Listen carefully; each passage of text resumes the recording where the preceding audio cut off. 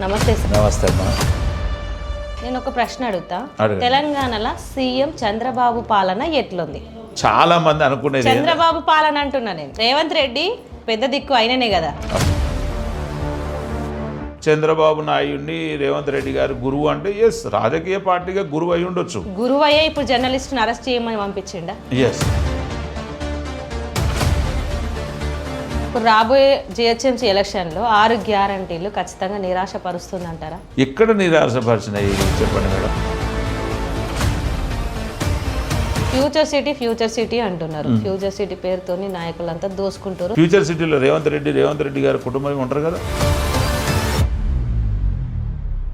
తెలంగాణ తల్లి విగ్రహాన్ని తీసేసిండు రేవంత్ రెడ్డి. ఎస్.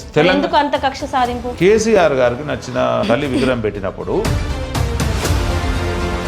గతంలో బీఆర్ఎస్ పార్టీ కబ్జాలు చేసింది, అవి తీసేసారు మీరు. ఇప్పుడు మీరు కబ్జాలు ఏం చేస్తలేరా మీ హయాం? ఎస్, మా కబ్జాలు ఏమున్నా ఇలా మీడియా ఓపెన్. సంతకాలు పెట్టేది మీ నాయకులే, గుర్తుపెట్టుకోర్రి. పెడుతున్నాం అండి, ఖచ్చితంగా సంతకాలు ఇయ్యాలి కాకపోతే రేపు బయటికి రావా.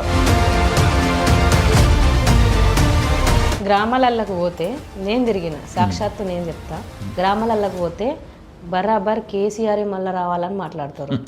ఏం జరగలేదు. ఇవల్ల ఒకటే, వీళ్ళు ఏంటంటే ఊకదంపుడు ఉపన్యాసాలతో అగో పలానా పార్టీ పలానా వాగ్దానం చేసి ఇస్తలేడు. కుక్క తోక నూపాలి తప్ప తోక కుక్క నూపదు ఎప్పుడు కూడా.